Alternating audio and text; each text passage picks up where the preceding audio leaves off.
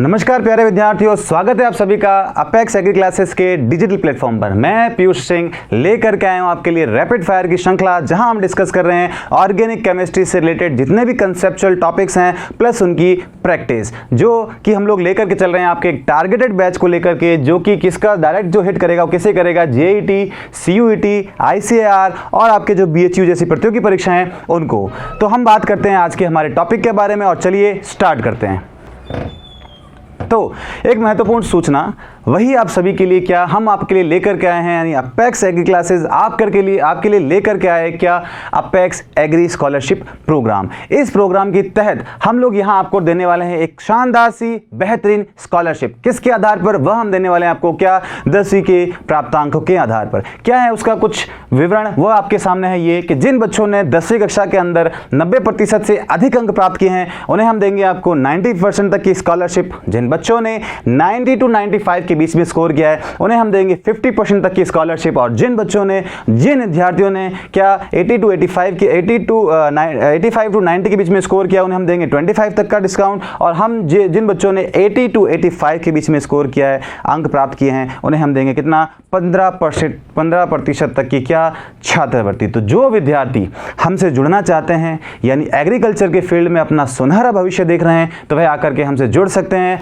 यानी आप अपना एडमिशन एनरोलमेंट करवा सकते हैं हमारी साइट पर विजिट करके, या आप हमारे जो भी कॉन्टैक्ट नंबर आपको डिस्क्रिप्शन लिंक में दिए हुए हैं वहां जाकर के आप क्या कर सकते हैं, हमसे संपर्क कर सकते हैं। तो चलिए बढ़ते हैं हमारी आज की क्लास की ओर।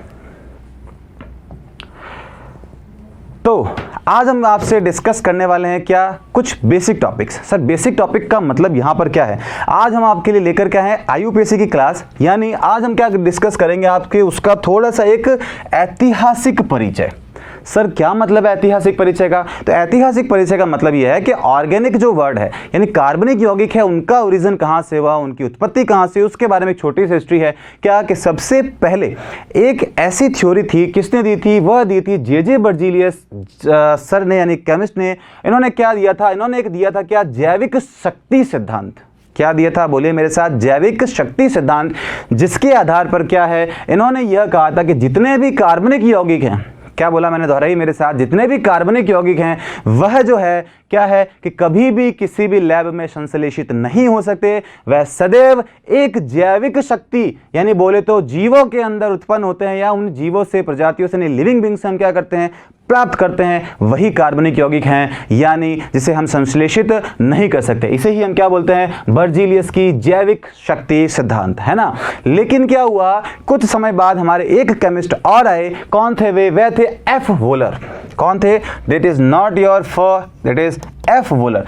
एफ वोलर केमिस्ट जो थे, इन्होंने चर्चा की क्या, कि जो आपने सिद्धांत दिया है जैविक सिद्धांत, वाइटल फोर्स थ्योरी, उसके अनुसार आप कहते हैं कि जो कार्बनिक यौगिकों का जो निर्माण है वह किससे हुआ है, लिविंग थिंग से हुआ, यानी यौगिक जीव जंतुओं से हुआ है ना। लेकिन इन्होंने क्या किया, इन्होंने एक बहुत ही ऐसा एक्सपेरिमेंट करके दिखाया कि इन्होंने क्या किया कि कार्बनिक यौगिक की सहायता से, क्या बोला हमने, कार्बनिक यानी अकार्बनिक यौगिक की सहायता से इन्होंने कार्बनिक यौगिक का क्या कर दिया, संश्लेषण कर दिया, जो कि उस समय एक बहुत बड़ी अचीवमेंट थी। क्या कि इन्होंने यह प्रूव किया कि कार्बनिक यौगिक जो हैं वह भी संश्लेषित किए जा सकते हैं। और इन्होंने किस एक्सपेरिमेंट के थ्रू यह प्रूव किया? तो इन्होंने लैब के अंदर जो प्रयोग किया वह था हमारा कौन सा, अमोनियम साइनेट से यूरिया का निर्माण। बिल्कुल सही सोच रहे हैं आप। क्या इन्होंने क्या किया, इन्होंने लैब में अमोनियम साइनेट से क्या किया, गर्म करके, हीट करके उससे क्या बनाया, उन्होंने निर्माण किया किसका, यूरिया का। किसका निर्माण किया, यूरिया। और जान करके, सुन करके खुशी होगी क्या, कि सर यह एक कार्बनिक यौगिक है और यह एक अकार्बनिक यौगिक है। बिल्कुल सही सुन रहे हैं हम। क्या इन्होंने यह प्रूव कर दिया कि जो कार्बनिक यौगिक हैं उन्हें लैब में सिंथेसाइज, संश्लेषित किया जा सकता है। यानी जो हमारा यूरिया है वह पहला प्राकृतिक, यानी बोले तो पहला संश्लेषित क्या है, कार्बन यौगिक है। बिल्कुल सही सुना आपने। यह हमारा क्या है, पहला ऑर्गेनिक यानी बोले तो संश्लेषित कार्बनिक यौगिक है। किस तरह से? हमको पता है कि अमोनियम साइनेट क्या होता है, दैट इज योर NHOCN, है ना, that is ammonium cyanate. And जब हमने इसको क्या किया, हीट, तो हमने क्या मिला, यूरिया। यूरिया क्या होता है? CO NH2 CO और NH2। अरे इज इट क्लियर? तो ये जो था वो हमारा क्या था? अमोनियम साइनेट, जिससे हमने निर्माण किया किसका? यूरिया का। ये थी इसके पीछे की कुछ छोटी सी थ्योरी, एक छोटा सा इतिहास। तो चलिए बात करते हैं हमारे नामकरण की ओर, जो कि आज का हमारा क्या है? प्रमुख उद्देश्य है। अब हम बात करेंगे किसके बारे में? कार्बनिक यौगिकों के नामकरण के बारे में। किसके बारे में? कार्बनिक यौगिकों के नामकरण के बारे में। इसके आधार पर क्या है कि हमने यहाँ पर क्या है कि जो कार्बनिक यौगिकों का जो नामकरण है वो अलग अलग पद्धतियों में किया है। किसमें किया है? अलग अलग पद्धतियों में, अलग अलग सिस्टम्स के अंदर किया है। तो सर वह कौन कौन से सिस्टम है? तो ध्यान रखिएगा, पहला जो सिस्टम है वह है आपका कौन सा? रूढ़ पद्धति।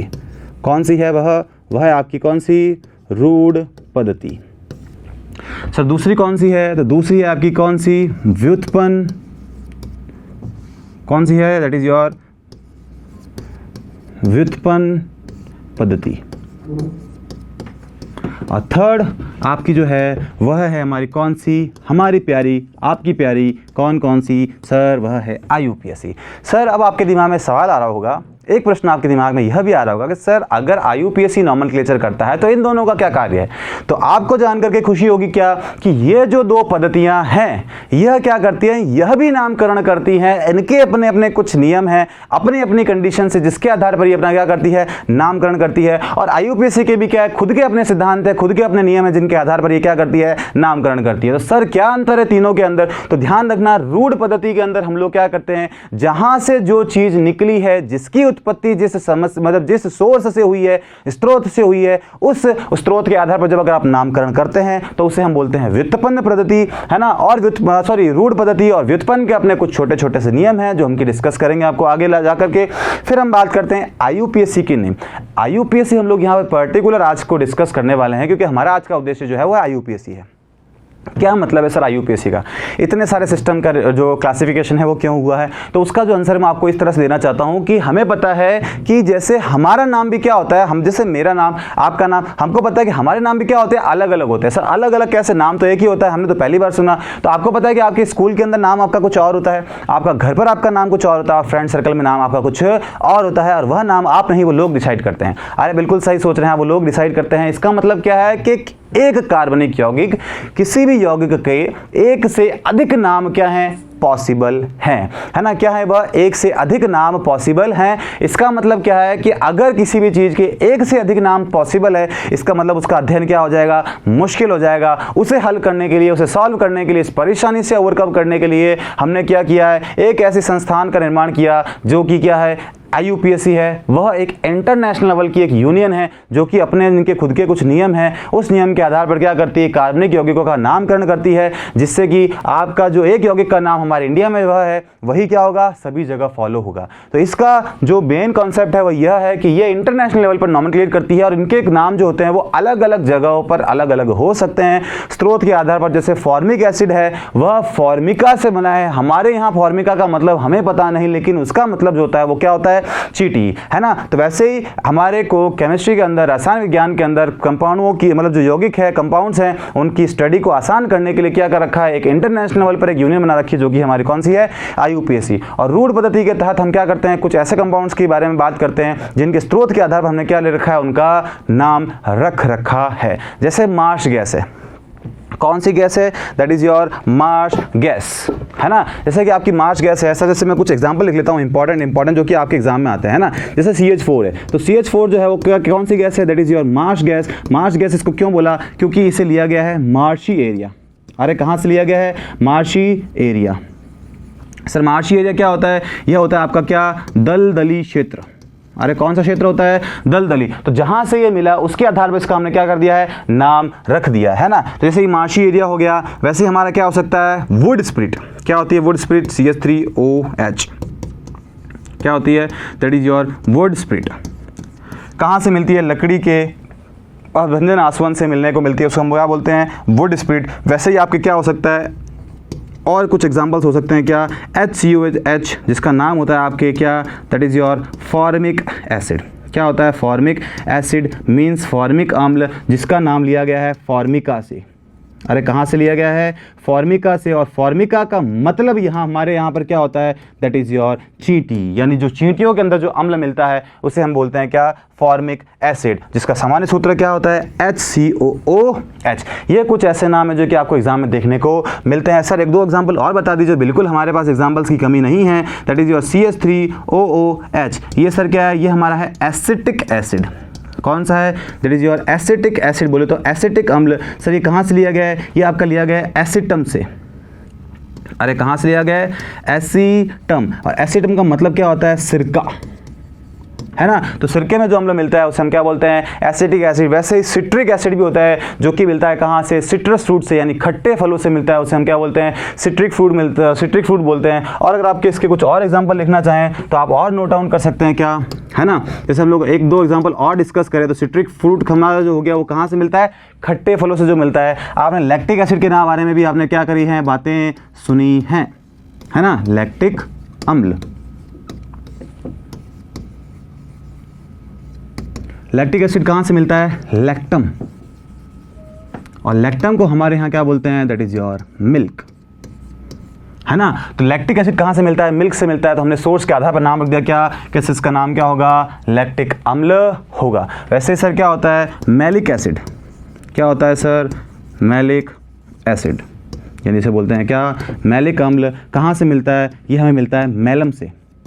कहाँ से मिलता है? दैट इज योर मैलम, है ना। मैलम का मतलब क्या होता है? एप्पल, यानी एप्पल से हमको जो मिलेगा उसे हम क्या बोलेंगे? That is your malic acid. तो ये कुछ विरूढ़ नाम है जो कि आपको एग्जाम में देखने को मिल सकते हैं। हमने चर्चा कर ली है, लेकिन हमारा जो पॉइंट ऑफ इंटरेस्ट है वह क्या है? IUPAC। तो चलिए बढ़ते हैं हमारे टॉपिक की ओर, जहां हम बात करने वाले हैं किसके बारे में? IUPAC के बारे में। तो उससे पहले हम चर्चा कर लेते हैं किसके बारे में? लॉन्ग ईयर बैचेस के बारे में। क्या है इसका मतलब? तो 10वीं पास वाले बच्चे जो हैं, हमारे जो दोस्त हैं, उन्होंने के लिए तो हम लोग क्या कर रहे हैं? हम लोगों ने एक स्कॉलरशिप का प्रोग्राम लेकर के आए। तो जो 12वीं क्लासेस जो बच्चे इस बार पास हुए हैं वह कह रहे हैं, और हमारे पास आवाज़ आ रही है और कमेंट बॉक्स में भी हमको देखने को मिल रहा है क्या, कि वह बच्चे कह रहे हैं कि सर हमारे लिए आप क्या कुछ नया लेकर के आए हैं। तो बिल्कुल आपके लिए भी यहाँ पर कुछ ना कुछ नया है, और वह नया चीज़ आपके लिए जो है वो क्या है? वह है long year batches classes. Long year batch classes का मतलब है, लॉन्ग ईयर बैचेस है जहाँ पर हम क्या करेंगे? आपके जो भावी आने वाले जितने भी जो कॉम्पिटिटिव एग्जाम्स हैं उनकी आपको क्या कराएंगे? तैयारी करवाएंगे। सर कौन कौन से एग्जाम्स हैं? हम लोग बात करेंगे JET, CUET, ICAR और BHU जैसे कॉम्पिटिटिव एग्जाम्स के प्रिपरेशन के लिए। और आपको क्या कराई जाएगी? बहुत ही अच्छे तरह से, शानदार तरह से क्या करवाई जाएगी? उसकी तैयारी। वहीं हम लोग बात करें तो आपके जो कोर्सेज है वह क्या हो चुके हैं? 1 जुलाई से शुरू हो चुके हैं। तो फटाफट जो 12 बच्चे पास कर चुके हैं, जो इन प्रतियोगी परीक्षाओं की तैयारी कर रहे हैं, वे हमसे फटाफट जुड़िए। उनके लिए क्या एक स्कॉलरशिप का प्रोग्राम है वो आपके सामने इस स्क्रीन पर प्रदर्शित है। क्या है?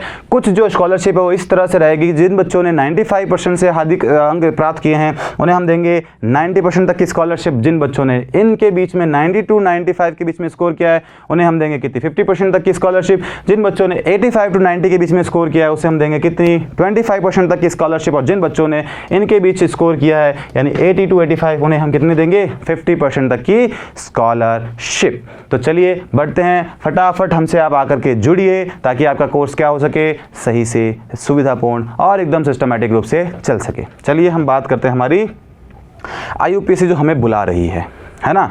अब हम बात करते हैं किसके बारे में? IUPAC के बारे में। तो पहला ही इंपॉर्टेंट प्रश्न यह बनता है कि IUPAC का फुल फॉर्म क्या होती है?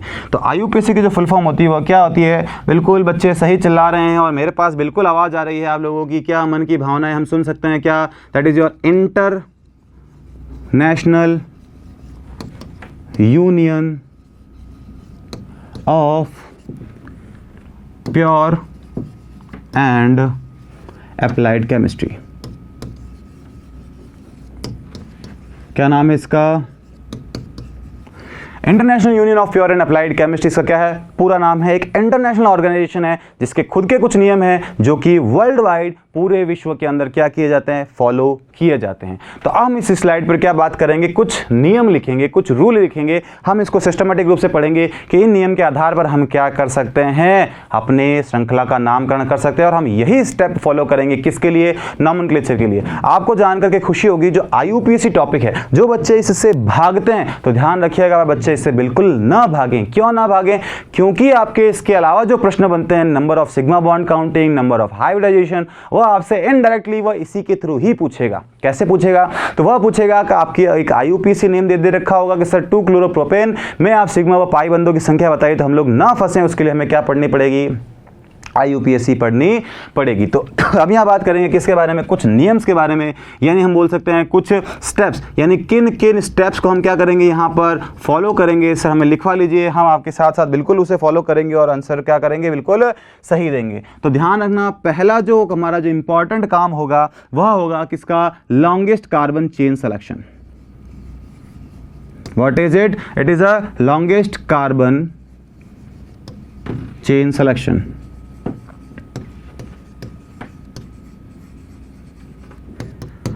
लॉन्गेस्ट कार्बन चेन का मतलब हिंदी में है कि आपको लंबी से लंबी क्या करनी है? कार्बन श्रृंखला का क्या करना है? चयन करना है ना। तो सबसे पहला काम हमारा क्या होगा? कोई भी स्ट्रक्चर दे रखी हो, कोई भी चित्र दे रखा हो, कोई भी डायग्राम दे रखा हो, कोई भी क्वेश्चन दे रखा हो, तो पहला इंपॉर्टेंट काम क्या करेंगे हम लोग? हम करेंगे क्या? उसकी कार्बन चेन का सिलेक्शन। दूसरा जो इंपॉर्टेंट स्टेप है वह है क्या? हिंदी वाले बच्चे लिख सकते हैं क्या? कार्बन श्रृंखला का चयन। क्या करेंगे हम? कार्बन श्रृंखला का चयन,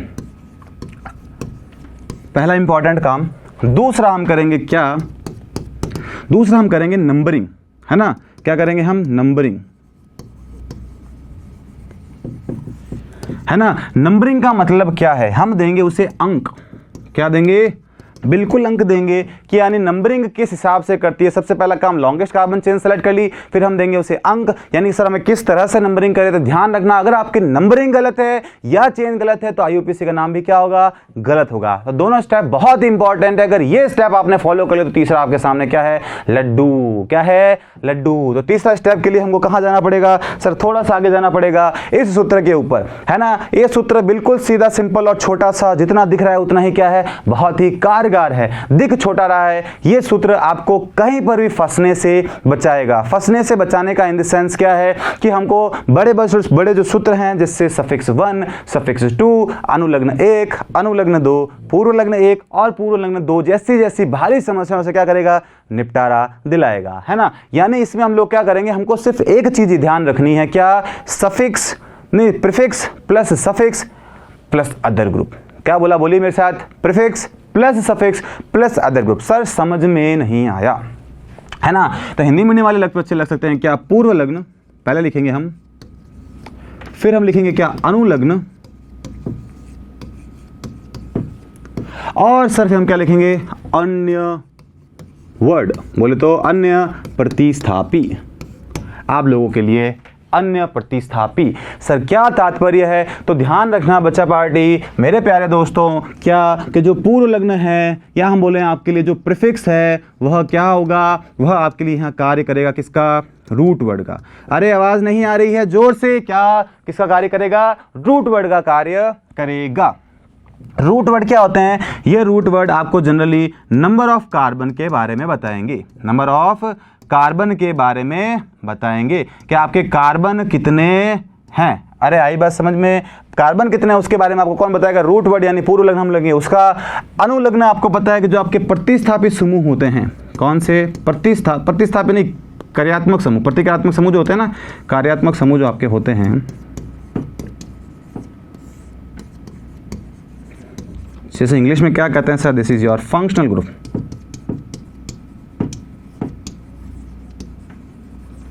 है ना। फंक्शनल ग्रुप जो होते हैं वो हमारा क्या करेंगे? सफिक्स का काम करेंगे, बोले तो अनुलग्न का काम करेंगे। तो सर आगे जो हमारे ये जो हैं अन्य, इसमें क्या होगा? चेन के अतिरिक्त। क्या बोला हमने? चेन के, कार्बन श्रृंखला के अतिरिक्त, यानी चेन के अतिरिक्त, चेन के अतिरिक्त जो भी होगा वो आपका किस में आएगा? Other word. किस में आएगा? वो आएगा आपका किसके? अदर वर्ड के अंदर काउंट होगा। कहानी खत्म। यही IUPAC क्या है? खत्म। क्या? Prefix plus suffix plus other group. ध्यान रखना, आपकी जो ये दो चीजें हैं, कौन सी चीजें हैं? सर पेन चेंज करिए, चीजें थोड़ी अच्छे से समझ में आए। तो ध्यान रखना, प्रीफिक्स प्लस सफिक्स, हम बोले पूर्व लग्न प्लस अनुलग्न। ध्यान रखना, ये जो पूरी एक श्रृंखला है ये आपके कार्बन चेन को कंप्लीट नाम दे देगी। किसको? कार्बन श्रृंखला का यह आपकी कार्बन श्रृंखला का क्या करेगी, कंप्लीट नाम दे देगी, यानी जो आप बॉक्स में कन्वर्ट करोगे, बंद करोगे, वो अनुलग्न सफिक्स और प्रीफिक्स क्या कर देगा, खत्म। और जो उस चेन के बाहर लटक रहा है वो आपके लिए क्या कहलाएगा, प्रतिस्थापी कहलाएगा। यहां तक मेरे प्यारे विद्यार्थियों, क्या आपको किसी को कोई दिक्कत है तो वह कमेंट बॉक्स में टाइप करके बता सकता है कि सर हमें यहां तक समझ में नहीं आया। और मैं पढ़ाता ही इतना अच्छा हूं, आप लोगों को भी पता ही है, क्लासें ले रहे हैं, है ना, तो आपको समझ में आ गया होगा कि सर हमें क्या करना है। पहला इंपॉर्टेंट स्टेप, हम चेन सेलेक्ट करेंगे सर। पहला इंपॉर्टेंट हमारा कार्य जो होगा वह होगा हमारा क्या, कि सर लंबी से लंबी कार्बन चेन सेलेक्ट करेंगे। दूसरा महत्वपूर्ण हमारा जो कार्य होगा वह क्या होगा, वह होगा सर हमारा नंबरिंग। और तीसरा सर हम सिर्फ इसको ध्यान रखेंगे, suffix prefix plus suffix plus other group, यानी पूर्व लग्न, अनुलग्न प्लस अन्य प्रतिस्थापी। अन्य प्रतिस्थापी मैंने आपको बता दिया, जो चेन के बाहर होंगे उसे हम कहेंगे, और जो कार्बन ऑफ नंबर होंगे उसे हम क्या कहेंगे, that is your root word, यानी पूर्व लग्न। और जो कार्यात्मक समूह के पीछे जो नाम लगते हैं, जैसे कार्बोक्सिलिक एसिड के पीछे लगता है ओइक एसिड, तो वो आपका क्या हो जाएगा, एक रूट वर्ड, है ना, सॉरी अनुलग्न, है ना। तो हम बात करते हैं सर क्या है, तो हम लोग आपको क्या करते हैं, कुछ प्रीफिक्सेस के बारे में लिखाते हैं। यानी प्रीफिक्सेस बोली तो हमारा यहाँ पर तात्पर्य किससे है, रूट वर्ड से है। किससे है, रूट वर्ड। सर फटाफट लिखवा दीजिए, बहुत मज़ा आ रहा है, हमें भी बहुत मज़ा आ रहा है आप जैसे प्यारे प्यारे विद्यार्थियों को बहुत अच्छे से पढ़ाने में, है ना। तो चलिए क्या क्या है, तो आपको क्या ध्यान रखना है कि जो आपके प्रीफिक्सेस हैं वो किसके लिए हैं, कार्बन की संख्या बताते हैं। किसके बताते हैं आपको, ये आपको बताते हैं किसके बारे में, ये बताते हैं हमें कार्बन की संख्या। किसको बताते हैं, ये कार्बन की संख्या। कैसे, अगर आपकी लंबी से लंबी कार्बन चेन के अंदर अगर नंबर ऑफ कार्बन 1 हैं तो हम उसे बोलते हैं मेथ। क्या बोलते हैं, मेथ। कार्बन 2 हैं, कार्बन 3 हैं, कार्बन 4 हैं, तो 2 को बोलते हैं हम क्या, एथ। कार्बन 3 को बोलते हैं प्रॉप। क्या बोलते हैं, दैट इज योर प्रॉप। क्या बोलते हैं इसे, ये हमारा होता है प्रॉप। और कार्बन सर 4 है तो उसे हम बोलते हैं क्या, this is your butte. What it is butte, not but, ये हमारा क्या है, ब्यूट है। और अगर कार्बन 5 हो तो इसे हम बोलते हैं क्या, पेंट। क्या बोलते हैं, पेंट। अरे वो वाली पेंट नहीं जो हमने पहनी है, ये हमारी IUPAC को खुद की पेंट है, नाम इसका खराब न करें, है ना। तो ये हो गया हमारा क्या, हेक्स। कार्बन अगर 6 होंगे तो हम क्या बोलेंगे, दैट इज योर हेक्स।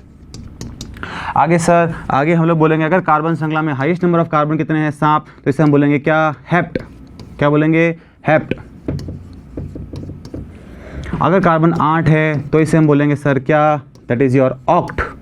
अरे ऑक्टेट रूल पढ़ते हैं ना, ये हमारा क्या हो जाएगा, ऑक्ट। वैसे अगर हमारे कार्बन कितने हैं, 9, तो हमारा क्या कहलाएगा, ये नॉन। क्या कहलाएगा, नॉन। वैसे अगर आपके कार्बन कितने हैं, 10 किसी कार्बन श्रृंखला में, तो ये कहलाएगा आपका क्या, दैट इज योर डेक। अरे क्या, डेक। सर कार्बन 11 को क्या बोलते हैं, कार्बन 12 हो तो क्या बोलते हैं, ये आप मुझे बताएंगे कमेंट बॉक्स के अंदर, है ना। कार्बन 11 और कार्बन 12 को क्या बोलते हैं, आप बताएंगे मुझे कमेंट बॉक्स के अंदर। तो ये जो थे वह आपके कुछ रूट वर्ड्स थे। मतलब यह आपको बताते हैं कि किसी भी कार्बन श्रृंखला के अंदर अगर कार्बन 4 हैं, नंबर ऑफ हाईएस्ट कार्बन कितने हैं, 4 हैं, तो हमारा क्या प्रीफिक्स लगेगा, एथ, मेथ, प्रॉप, ब्यूट। यानी 4 के लिए सर क्या आता है, बिल्कुल सर ब्यूट आता है, तो क्या लगेगा, ब्यूट लगेगा, है ना। तो चलिए ब्यूट लगेगा तो हमने बिल्कुल कहा आपसे, तो आप एक चीज़ तो ये समझ चुके हैं। अब आपके लिए आता है अदर वर्ड। क्या आता है, other word. Sir other word क्या है, हमें थोड़ा थोड़ा कम समझ में आ रहा है, तो देखिए आपके लिए एक एग्जाम्पल देता हूँ मैं। जैसे मैंने कहा, अगर मैं आपको एग्जाम्पल देता हूँ, ये आपकी लंबी से लंबी कार्बन श्रृंखला, नंबरिंग आपने कर दी, तो चेन के अंदर जो लटक रहा है वो आपके लिए क्या कहलाएगा, आपका प्रतिस्थापी कहलाएगा। क्या कहलाएगा, प्रतिस्थापी, जिसका हम लोग क्या नाम देंगे हमारे सूत्र के अंदर, दैट इज योर क्या, अदर वर्ड, है ना। तो ये आपको समझ में आ गया कि अदर वर्ड के क्या होते हैं, कुछ नाम नियत होते हैं। क्या होते हैं, कुछ नाम फिक्स होते हैं। कैसे, अगर F लटका हो किसी कार्बन श्रृंखला के बाहर तो उसका नाम होगा फ्लोरो। अगर लटका हो Cl तो उसका नाम होगा क्लोरो। अगर नाम लगा, अगर Br लटका है तो उसका नाम होगा ब्रोमो। अगर I है तो होगा आयोडो। अगर श्रृंखला के बाद NO2 लटका है तो उसको बोलेंगे नाइट्रो। OCH3 को बोलते हैं मिथॉक्सी। OC2H5 को बोलते हैं थॉक्सी। OCH3 को बोलते हैं मेथिल। C2H5 को एथिल। ऐसे ही प्रोपाइल और ऐसे ही पीएच बोले तो C6H5 को बोलते हैं क्या, फिनाइल। क्या बोलते हैं, फेनिल बोलो, फिनाइल बोलो, बात एक ही है। सर तो हिंदी में हो गया, तो इंग्लिश वाले चुन्नू मुन्नुओं के लिए भी हमारे पास चीज़ें हैं। That is your fluoro, that is your sir chloro, ये सर हमारा ब्रोमो, ये सर हमारा आयोडो, ये हमारा नाइट्रो, ये हमारा क्या हो जाएगा मिथॉक्सी, और ये हो जाएगा इथॉक्सी, है ना, ये हो जाएगा हमारा मिथाइल, ये होगा हमारा क्या इथाइल, और ये हो जाएगा हमारा क्या प्रोपाइल, और ये हो जाएगा हमारा क्या फेनिल।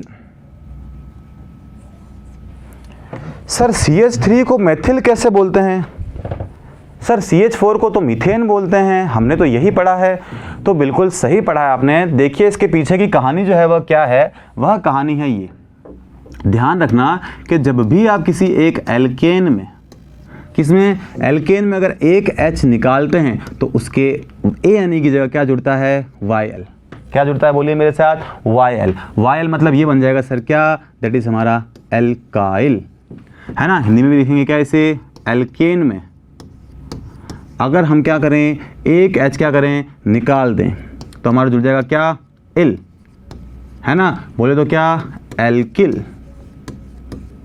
सर कहानी क्लियर हुई? बिल्कुल। देखिए एग्जाम्पल, क्योंकि सर बिना एग्जाम्पल के तो मज़ा आता ही नहीं है। तो लीजिए बिल्कुल मज़े लीजिए क्लास के, जैसे आप देख रहे हैं, है ना। तो हम लोग लेते हैं एग्जाम्पल क्या, जैसे मैंने कहा आपको CH4 क्या नाम होता है सर, इसका नाम होता है मेथेन। सर हमने मेथेन नहीं मीथेन पढ़ा है। क्या पढ़ा है, मीथेन। कहानियाँ एक ही हैं, कहने का तात्पर्य अलग है। मेथेन इंग्लिश में एक वर्ड है, मीथेन हम लोग हिंदी मीडियम वाले बच्चे बोलते हैं, है ना। तो मीथेन हम लोग क्या करेंगे, अगर एक H निकाल दें तो ये क्या बन जाएगा, it is formed into the methyl. क्या बन जाएगा, जिसे हम हिंदी में क्या बोलते हैं मैथिल, और इंग्लिश में क्या बोलते हैं मिथाइल, और आपका जुड़ जाएगा YL। वैसे ही सर हम लोग एथेन में क्या करें, एक H निकाल दें। क्या करें सर, एक H निकाल दें तो मुझे बताओ आपका जो एथेन था, कौन था सर, एथेन, वो क्या बनाएगा, वह बनाएगा सर इथाइल। क्या बनाएगा सर, इथाइल। इथाइल का फॉर्मूला क्या हो जाएगा, CH3CH2। कितना, CH3CH2, यानी यहां पर हम क्या जोड़ेंगे YL। और ये आप मुझे बताएंगे कमेंट बॉक्स के अंदर कि अगर आप प्रोपेन में, प्रोपेन क्या होता है, that is your CH3 CH2 CH3 CH3 CH2 CH3। अगर प्रोपेन में अगर आप एक H निकालते हैं तो क्या बनेगा, आप मुझे बताएंगे क्या बनेगा। तो ये कुछ कंसेप्ट होता है कि ये जो वर्ड हैं, ये जो प्रतिस्थापी हैं, ये कहाँ से आए हैं। अब आपको समझ में आ गया कि मेथिल क्या है, एथिल क्या है और प्रोपिल क्या है। तो चलिए बढ़ते हैं अगले चरण की ओर, अगले कंसेप्ट की ओर। आपने देख लिया प्रीफिक्स क्या होता है, अनुलग्न क्या होता है, आपने अदर वर्ड जान लिए कि सर अदर वर्ड वह होते हैं जो हमारी श्रृंखला के बाहर होंगे, हम उसे नाम देंगे क्या, अदर वर्ड। और उसके बाद हम बात करेंगे आपसे किसके बारे में, फंक्शनल ग्रुप्स के बारे में। किसके बारे में बातें करेंगे, हम आपसे बात करेंगे फंक्शनल ग्रुप, बोले तो प्रक्रियात्मक समूह या कार्यात्मक समूह। सर क्या होते हैं यह कार्यात्मक समूह, तो ध्यान रखना ये कुछ ऐसे ग्रुप्स होते हैं जिनकी खुद की कुछ प्रॉपर्टी होती है, खुद के कुछ गुण होते हैं। इसकी क्या है, एक सारणी आपके सामने में लेकर के आया हूँ, एक टेबल आपके सामने में लेकर के आया हूँ। इस टेबल के तहत, इस सारणी के तहत हम यहाँ बात करेंगे किस बारे में, हम बात करेंगे किसके बारे में कि सर किस ग्रुप का क्या अनुलग्न, क्या उसका बोले तो पूर्व लग्न होता है। अब देखिए, अब आपको बच्चों को क्या हो, कुछ कंफ्यूजन हो रहा होगा। कुछ बच्चे ये बोल रहे होंगे कि सर अभी तो आप कह रहे थे कि फंक्शनल ग्रुप का हमेशा सफिक्स होता है, तो प्रीफिक्स कैसे। तो हमेशा ध्यान रखना, एक चीज़ ध्यान रखना, क्या बाप, दादा के सामने बाप नहीं होता। मतलब दादा के सामने पापा की इतनी नहीं चलती जितनी हमारे किसकी चलती है, दादाजी की चलती है। सपोज करिए, इसका मतलब क्या है, इसको मैं बताता हूँ आपको एक एग्जांपल से कि सपोज करिए कि आपको किसी भी एक चेन के अंदर, किसमें, किसी भी एक चेन में, किसी भी एक ऑर्गेनिक कंपाउंड के अंदर दो फंक्शनल ग्रुप देखने को मिले। कितने, दो। तो ध्यान रखना, इस सारणी में, इस टेबल में जो ऊपर आ रहा है, कहाँ आ रहा है, ऊपर, तो उसका तो लगेगा सफिक्स जो कि यहां मेंशन है ना, जो कि क्या है, यहां मेंशन है, उसका तो लगेगा सफिक्स। और जो कौन, जो वह भी एक फंक्शनल ग्रुप है, लेकिन वह उस सारणी में कहां आ रहा है, नीचे आ रहा है तो उसका जो सफिक्स लगेगा बोले तो वह हमारा काउंट होगा किसके अंदर, अदर वर्ड्स के अंदर। मैंने कहा ना हमको तो फंसना है ही नहीं 1 2 में, हमको सर हमें तो कुछ समझ नहीं आता है कि प्रीफिक्स 1 क्या है, प्रीफिक्स 2 आज तक मुझे समझ नहीं आया, तो हमें तो कैसे ही आएगा। तो हम सिर्फ बात करेंगे किसके बारे में, prefix plus suffix plus other group. कैसे सर, जैसे मेरा नाम है पीयूष सिंह, अब मान लो मैं हूँ पीयूष सिंह, तो मेरा नाम अब मैं कैसे याद रखूंगा कि पीयूष जो है सर वो आपका क्या है, प्रीफिक्स है, और आपके जो सिंह है वो आपका क्या है, सफिक्स है। पीयूष आपका पूर्व लग्न है जो आगे नाम रखा है, और सफिक्स आपका क्या है सर, सिंह है। अगर मान लो मैं अगर पीएचडी कर लूं या डॉक्टरी कर लूं तो मेरे नाम के आगे क्या लगेगा, डॉक्टर। तो डॉक्टर, अब इसके बाद में कोई भी डिग्री हासिल कर लूं, कोई भी पदवी हासिल कर लूं, तो वह सदैव मेरे नाम के आगे लिखा जाएगा। कहां लिखा जाएगा, आगे। तो वह सभी क्या है, मेरे नाम के अलावा हैं तो वह सभी किसमें काउंट होंगे, प्रतिस्थापियों के अंदर काउंट होंगे। अरे आई क्या बात समझ में, यहां तक सभी को क्या क्रिस्टलन क्लियर है? बिल्कुल सर क्लियर है, बिल्कुल एक एक चीजें हमें समझ में आ रही हैं। तो फटाफट इस चैनल को सब्सक्राइब करिए और इस वीडियो को लाइक करिए। सभी लोग क्लास देखते हैं लेकिन हम ऐसे ही चले जाते हैं, ऐसे ही नहीं जाना है दोस्तों। आप क्या करिए, हमारे चैनल को लाइक करिए, शेयर करिए और सब्सक्राइब करिए, और जुड़िए हमारे साथ में लॉन्ग ईयर बैचेस के साथ में, या कोई बड़े भाई छोटे भाई बहन अपने भाई बहनों के लिए कृषि संकाय में अगर भविष्य उज्जवल करना चाहते हैं या उनका करवाना चाहते हैं तो क्या करेंगे, वे हमसे जुड़ सकते हैं। कहां, अपेक्स एग्री क्लासेस में, है ना। तो चलिए बात करते हैं हमारे फंक्शनल ग्रुप के अंदर। तो मैंने आपको बता दिया कि 2 फंक्शनल ग्रुप कभी भी किसी चेन में जुड़े हों तो हम क्या करेंगे सर, 2 में से एक को तो बनाएंगे फंक्शनल ग्रुप क्रियात्मक समूह, और एक को बना लेंगे सर प्रतिस्थापी। किससे बनाएंगे सर, वो डिपेंड करेगा उसकी सीनियरिटी यानी प्रायोरिटी पे। यानी जो इस टेबल में, इसी ऑर्डर में हमें याद करना है क्या, कि जो इस सारणी में, जो इस टेबल के अंदर ऊपर आएगा उसका तो हमेशा लगेगा प्रीफिक्स, और जो नीचे आएगा उसका लगेगा क्या, सफिक्स। सही है क्या ये? सोचिए, सोना नहीं है, नहीं। ध्यान रखना, जब भी किसी श्रृंखला में 2 फंक्शनल ग्रुप आते हैं तो जो सारणी में टेबल में ऊपर आता है उसका हमेशा लगेगा क्या, सफिक्स, और जो नीचे आता है, जो कम होता है, जो छोटा ग्रुप होता है, उसका हमेशा क्या लगेगा, अदर ग्रुप के अंदर वो काउंट होगा और उसका क्या लगेगा, सब्स्टिट्यूट ग्रुप की तरह कार्य करेगा। हिंदी में अगर मैं आपको समझाऊं तो किसी भी सारणी में अगर 2 ग्रुप अगर आपको देखने को मिल रहे हैं किसी संरचना के अंदर, तो जो इस सारणी में ऊपर की तरफ फंक्शनल ग्रुप आ रहा है, प्रक्रियात्मक समूह आ रहा है, उसका तो आप हमेशा क्या देंगे, अनुलग्न देंगे। और इसके अलावा वह फंक्शनल ग्रुप है लेकिन फिर भी वह किसमें काउंट होगा, आपके प्रतिस्थापियों के अंदर काउंट होगा। तो यहां ध्यान रखना, हम लोग क्या लिख लेंगे कि अगर वह प्रतिस्थापी की तरह कार्य कर रहा है, किसकी तरह, प्रतिस्थापी की तरह कार्य कर रहा है, तो सर हम इसको उपयोग करेंगे। बिल्कुल सर। और सर अगर वह प्रक्रियात्मक समूह यानी बोले तो फंक्शनल ग्रुप क्रियात्मक समूह है ना, क्रियात्मक समूह या प्रक्रियात्मक समूह जो है कि सर उसकी तरह वह कार्य कर रहा है, तो हम क्या करेंगे सर, उसके लिए इस रॉ को फॉलो करेंगे। तो चलिए आइए, आपके सामने जो पहला फंक्शनल ग्रुप है वह है कार्बोक्सिलिक। कौन सा है, that is your carboxylic acid यानी अम्ल। यह ग्रुप का नाम है ना, that is your carboxylic acid group. अगर कार्बोक्सिलिक एसिड ग्रुप है तो ध्यान रखना, वैसे तो यह प्रतिस्थापियों के अंदर बहुत ही मुश्किल है चांसेस के अंदर कि प्रतिस्थापी की तरह कार्य, क्योंकि ये बहुत ही मेजर बड़ा ग्रुप है, तो हमेशा इसका क्या लगेगा, सफिक्स ही लगेगा, यानी बोले तो अनुलग्न ही लगेगा, जो कि आपका क्या होगा, ओइक एसिड। कहां से आया सर, देखो मैंने यहां से जुड़ा एक एसिड। और ध्यान रखना, हमेशा एसिड की तो प्रवृत्ति होती है कि एसिड के नाम के पीछे जनरली क्या लगता है, एक एसिड लगता है, सल्फ्यूरिक एसिड, नाइट्रिक एसिड, और क्या बोलते हैं, हाइड्रोक्लोरिक एसिड या अम्ल, है ना। तो ध्यान रखना, दूसरा ग्रुप जो आता है वह हमारा आता है सल्फोनिक। कौन सा आता है, दैट इज योर सल्फोनिक अम्ल। सल्फोनिक अम्ल जो समूह है ना, उसका सामान्य सूत्र क्या है, अगर आपको किसी भी चेन में यह लटका हुआ मिल जाए SO3H, तो वो कौन सा ग्रुप होगा, सल्फोनिक होगा। अगर मान लो ये दोनों आ जाएं, अब मुझे मेरी जनता बताएगी, मेरे दोस्त मुझे बताएंगे, छात्र मेरे ये बताएंगे कि अगर मान लो ये दोनों किसी श्रृंखला में जुड़ जाएं तो सर हम लोग क्या करेंगे, इसका तो लगाएंगे सफिक्स, बोले तो सर इसको पीछे की तरफ लगाएंगे अनुलग्न, और इसको प्रतिस्थापी की तरह आगे लटका दिया जाएगा और हम लगा देंगे क्या, सल्फो। क्लियर। वैसे थर्ड हमारा जो ग्रुप आता है ये हमारा आता है कौन सा, एसिड एनहाइड्राइड ग्रुप जो है, यानी एनहाइड्राइड ग्रुप है। इसके अंदर अगर आपको मान लो किसी भी कार्बन श्रृंखला के अंदर आपको यह पहचानना है कि अगर यह ग्रुप आपको देखने को मिल रहा है तो इसका प्रतिस्थापी की तरह कोई नाम नहीं है, लेकिन हम लोग इसके लिए सफिक्स लगाएंगे क्या, ओइक एनहाइड्राइड। क्या है, ओइक एनहाइड्राइड। इसे इसीलिए कहा गया है क्योंकि देखिए आप यहाँ तक आपको जो यह संरचना दिख रही है, किसकी दिख रही है, अगर मैं यहाँ लगा दूँ तो ये मिल रही है कार्बोक्सिलिक, जिसका सफिक्स होता है ओइक, अनुलग्न क्या होता है, ओइक, है ना। तो वैसे अगर मान लो इस H की जगह लगा दूं कार्बोनिल ग्रुप CO, तो हमारा बन जाएगा क्या, एसिड एनहाइड्राइड ग्रुप। बढ़ते हैं आगे, कहाँ, हमारा जो अगला ग्रुप है वह है हमारा कौन सा, आपका ये ग्रुप जो है वो कौन सा RCOR। अगर यह ग्रुप आपको एग्जाम में देखने को मिल जाए, अगर ये फंक्शनल ग्रुप की तरह कार्य कर रहा है तो हम यहाँ लगाएंगे क्या OH, अदरवाइज हम लगाएंगे क्या एल्कोक्सी एल्कीन, है ना, एल्कोनिल ऑक्सी, यह हम लगा सकते हैं क्या एल्कोक्सी कार्बोनिल, है ना। अब मान लो अगर हमको क्या मिल जाए एसिड हैलाइड ग्रुप मिल जाए, कौन सा मिल जाए यानी हैलाइड ग्रुप मिल जाए आपको, तो हम लोग क्या लगाएंगे, अगर ये अनुलग्न अगर प्रतिस्थापी की तरह कार्य करेगा तो लगाएंगे हेलोफॉर्मोनिल।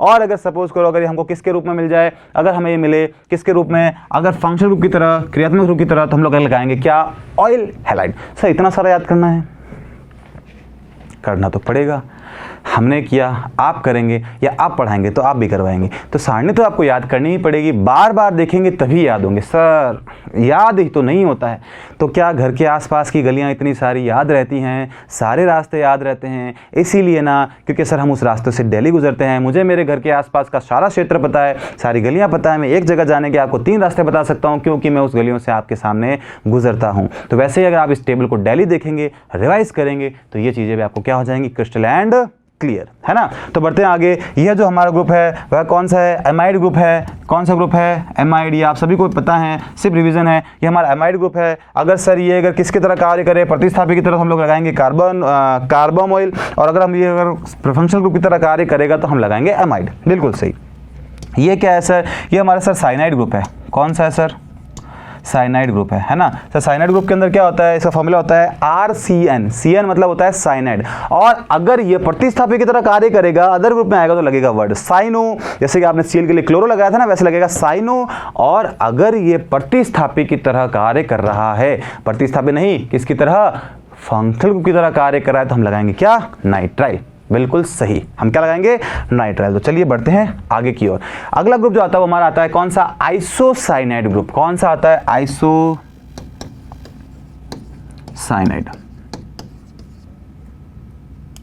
साइनाइड ग्रुप, है ना। यानी वह था RCN, ये हमारा RNC, चीजों में डिफरेंस है, समझिए, है ना। तो ये अगर प्रतिस्थापी की तरह कार्य करेगा तो हमारा लगेगा आइसोसाइनो, और अगर करेगा फंक्शनल ग्रुप की तरह तो लगेगा आइसोनाइट्राइल। वैसे ही हमारा होता है एल्डिहाइड ग्रुप। कौन सा ग्रुप होता है, एल्डिहाइड ग्रुप। ये हमारा कौन सा है, सबसे ज्यादा आपको देखने को मिलेंगे कौन से, एल्डिहाइड, है ना। एल्डिहाइड, तो ध्यान रखना आपका जो सफिक्स लगेगा, अनुलग्न लगेगा, वो एल लगेगा। और अगर आपको मान लो कीटोन देखने को मिल जाए, कीटोन, ओन ओन ओन, सबका दोस्त प्यारा प्यारा कौन, हमारा कीटोन, है ना। कीटोन मिल जाए तो हमारा लगेगा क्या, ओन। ओन देखो कहाँ से मिला है, जस्ट पीछे से लिया गया है, ओन। अगर आपको मिल जाए ROH तो ये हमारा कौन सा ग्रुप, अल्कोहल। अरे नाम सुनते ही बच्चों के मुंह में पानी तो कैसे ही आएगा, सिर्फ सुन सकते हैं और सर फीलिंग ही ले सकते हैं। तो ये अल्कोहल ग्रुप है ना। वो अल्कोहल नहीं है जो हम क्या कर रहे हैं, सोच रहे हैं और मन में क्या कर रहे हैं, मुस्कुरा रहे हैं। तो ये अल्कोहल ग्रुप है। अगर अल्कोहल ग्रुप अगर सब्स्टिट्यूट की तरह, प्रतिस्थापी की तरह, प्रतिस्थापी क्या होता है, फटाफट मुझे बताइए क्या होता है प्रतिस्थापी। बिल्कुल सही जवाब, बिल्कुल। प्रतिस्थापी क्या होता है, जो चेन के बाहर लटक रहा है वो हम किस में काउंट करेंगे, प्रतिस्थापी में। तो प्रतिस्थापी की तरह कार्य करेगा तो हम उसके लगाएंगे सर हाइड्रोक्सी, और अदरवाइज हम लगाएंगे क्या, ऑल। जैसे एल्कोहल का ऑल लिया गया, जैसे मीथेनॉल CH3OH, तो ऑल, क्योंकि वो एक ही ग्रुप है तो क्या लगेगा, मीथेनॉल। वेरी गुड, है ना। अब हम बात करते हैं थायोल के बारे में। अगर ये लगा मिल जाए एसएच ग्रुप किसी भी ग्रुप के अंदर, फंक्शनल की तरह कार्य करा तो लगेगा थायोल, अदरवाइज लगेगा क्या, सल्फोनिल, है ना। तो ये कुछ ग्रुप थे जो हमको क्या करने हैं, याद करने हैं। साम दाम दंड भेद, फिर भी हमको क्या करना है, ये याद करने हैं। वैसे हमारा अलग ग्रुप आता है, वो आता है एमीन ग्रुप, है ना। अगर ये फंक्शनल ग्रुप की तरह तो अमीनो लगेगा, अदरवाइज हमारा लगेगा क्या, एमीन। क्लियर। तो ये कुछ फंक्शनल ग्रुप थे। एक काम करिए, इनके स्क्रीनशॉट ले लीजिए। लिखते तो सर हम हैं ही नहीं, तो लिख लीजिए। इसे क्या करिए, इसका स्क्रीनशॉट ले लीजिए, फिर आप इस स्लाइड का स्क्रीनशॉट लेकर के अपने नोट्स में इसे ऐड ऑन कर लीजिए, और हमें इसे क्या करिए, याद करिए। एक और स्लाइड, और लास्ट में स्लाइड आती है आपकी कौन सी, ये वाली, है ना। यानी हमने यहाँ तक क्या सीखा कि सर हमने इतिहास देख लिया, क्यों नोमेनक्लेचर करते हैं, ऑर्गेनिक कंपाउंड, कार्बनिक यौगिक, अकार्बनिक यौगिक कौन कौन से होते हैं, इसके बारे में हम लोगों ने क्या कर ली, बिल्कुल चर्चा कर ली सर। उसके बाद हम लोगों ने कुछ नियम देखे, आईयूपीएसी के कुछ भाग देखे, कुछ पद्धतियाँ देखी, कुछ इंपॉर्टेंट कॉन्सेप्ट देखे कि सर इनके रूट नाम क्या होते हैं जो कि एग्जाम में डायरेक्ट देखने को मिलते हैं। उसके बाद हम लोगों ने क्या देखा, देखिए उसके बाद हम लोगों ने देखा आईयूपीएसी का डिस्कशन किया। एक बार क्विक रिकैप कर लेते हैं ताकि हमको चीज़ें क्या हो, याद हो, है ना। हमने ये चीज़ देख ली। उसके बाद हम लोगों ने क्या किया, क्लासिफिकेशन देखा। फिर उसके बाद हम लोगों ने क्या देखा, हम लोगों ने यहाँ देखा क्या कि सर इनके कुछ नाम देखे थे हम लोगों ने। उसके बाद हमने इसके बारे में कुछ रूल्स देखे। पहला इंपॉर्टेंट काम सर हम लॉन्गेस्ट कार्बन चेन सेलेक्ट करेंगे, दूसरा काम सर हम नंबरिंग करेंगे, तीसरा इंपॉर्टेंट काम सर सिर्फ इसके ऊपर ध्यान देंगे, बाकी कुछ नहीं। इसके अगले पार्ट के अंदर जब मैं आपको पढ़ाऊंगा तो बताऊंगा कि ये एक फॉर्मूला कितना इफेक्टिव है। आप खुद कहेंगे कि सर हम प्रीफिक्स 1, प्रीफिक्स 2, सफिक्स 1, सफिक्स 2 से बाहर निकल गए। और पहली बात तो ये, आईयूपीएसी के प्रश्न अगर सिर्फ नॉमेनक्लेचर बेस्ड हो, नामकरण पर आधारित हो, तो उन्हें टिक करना ज़्यादा मुश्किल नहीं होता है, ज़्यादा हार्ड नहीं होता है। क्यों नहीं होता है? क्योंकि आधे ऑप्शंस आपको क्या करेंगे, आंसर से पास ले आएंगे और बाकी ऑप्शन को काट देंगे। वो कैसे, मैं आपको समझाऊंगा हमारे लेक्चर्स के अंदर कि किस तरह से हम लोग ऑप्शन को एलिमिनेट करके क्या कर सकते हैं, एमसीक्यूज को सीधा हिट कर सकते हैं, यानी टारगेट कर सकते हैं, है ना। तो वो हम लोग बात करेंगे जब मैं क्या लेकर के आऊंगा आपके लिए, इसी के आगे इसका एक प्रैक्टिस सेशन, है ना। तो चलिए आगे बढ़ते हैं। ये हमने कुछ प्रीफिक्स देखे, सर हमें याद करने हैं, तो बिल्कुल सर आप ही को याद करने हैं, सर को तो याद है ना, सर याद तो क्यों ही करेंगे। तो फिर उसके बाद हम लोगों ने देखे सर अदर वर्ड के अंदर कुछ नाम, सर ये भी याद करने हैं, बिल्कुल याद करने हैं, देखेंगे तो याद चीज़ें हो जाएंगी। उसके बाद सर हमने कुछ कॉन्सेप्ट देखा कि एल्केन में से जब भी एक एच निकाले तो एल्किल वाई जुड़ जाता है, एन हट जाता है। जैसे मेथेन में से एक एच निकालोगे तो मिथाइल बनेगा, इथेन में से एक एच निकालोगे तो इथाइल बनेगा, प्रोपेन में से एक एच निकालोगे तो प्रोपाइल बनेगा, है ना। तो ये भी फंक्शनल ग्रुप नहीं, सॉरी इसमें सब्स्टिट्यूट ग्रुप या प्रतिस्थापी की तरह कार्य करते हैं, इसीलिए इन्हें क्या करते हैं हम लोग, याद भी करते हैं। तो मैंने आपको कुछ एग्जांपल देकर के यहाँ समझाने की कोशिश की। फिर उसके बाद सर हम लोगों ने क्या किया, एक लिस्ट देखी। देखिए मैं भी कह रहा था और सारणी भी कह रही है, what is it is sir the list, priority list of functional group. जो ऊपर वो सीनियर, जो नीचे वो नीचे। आई बात समझ में? तो जिस फंक्शनल ग्रुप के अंदर किसी भी कार्बन चेन के अंदर, किसी भी आईयूपीएसी नोमेनक्लेचर के अंदर दो फंक्शनल ग्रुप मिलते हैं, तो इसके आधार पर जो पहले अंक पर आएगा उसे तो हम देंगे सफिक्स, यानी उसका नाम हमेशा पीछे की तरफ लगाएंगे, अनुलग्न पीछे की तरफ लगाएंगे। और ध्यान रखना, जिसका नंबर नीचे आया वह तो नीचे ही रहेगा। किधर रहेगा? नीचे ही रहेगा। नीचे ही रहने का मतलब क्या है, उसका हमेशा लगेगा क्या, प्रतिस्थापी की तरह वह कार्य करेगा, सब्स्टिट्यूट ग्रुप की तरह वह क्या करेगा, कार्य करेगा। आई बात समझ में? तो हम लोगों ने यहाँ तक सिर्फ कंसेप्ट देख लिए हैं। तो हम बात करते हैं हमारी नेक्स्ट स्लाइड की तरफ। हमारी नेक्स्ट स्लाइड क्या कहती है ना। तो हमारी नेक्स्ट स्लाइड देती है, कहती है किसके बारे में, प्रायोरिटी ऑर्डर के बारे में बात करती है। किसके बारे में बात करती है? Priority order. प्रायोरिटी ऑर्डर का मतलब क्या होता है कि जब भी आप नामकरण करते हैं, नंबरिंग करते हैं, तो आपको क्या करना पड़ता है, एक ऑर्डर का ध्यान रखना पड़ता है। इंग्लिश में वो हमारा जो ऑर्डर होता है वह होता है क्या, कि आपको हमेशा फंक्शनल ग्रुप को प्रायोरिटी देनी है। किसे देनी है? Functional group. सर समझ में नहीं आया तो बिल्कुल आएगा, कैसे? फॉर एग्जाम्पल ये है ना, तो आपको पता है आपकी चेन तो लंबी से लंबी यही होगी, है ना। सर नंबरिंग यहाँ से करूँ 1 2 3 4, सर नंबरिंग यहाँ से करूँ 1 2 3 4, तो सर नंबरिंग कौन सी सही है? तो ध्यान रखना कि फंक्शनल ग्रुप कहाँ से पास पड़ रहा है। पहला क्या है, पहली प्रायोरिटी फंक्शनल ग्रुप को, है ना। तो सर फंक्शनल ग्रुप तो यहाँ से 2 नंबर पर आ रहा है और यहाँ से 3 नंबर पर आ रहा है, तो मेरी नंबरिंग जो होगी वो यह करेक्ट होगी, नीचे वाली गलत होगी। अरे इज इट क्लियर? बिल्कुल सर, समझ में आया। तो सर दूसरी प्रायोरिटी का ऑर्डर क्या है? तो दूसरा हम देंगे पाई बंधों को प्राथमिकता। क्या देंगे? पाई बंधों को प्राथमिकता देने का मतलब है कुछ ये, नंबरिंग 1 कर सकते हैं, 2 3 4, 1 कर सकते हैं 1 2 3 और 4। तो सर नंबरिंग कौन सी वैलिड है? तो देखिए कोई प्रक्रियात्मक समूह, क्रियात्मक समूह नहीं सर, एब्सेंट है।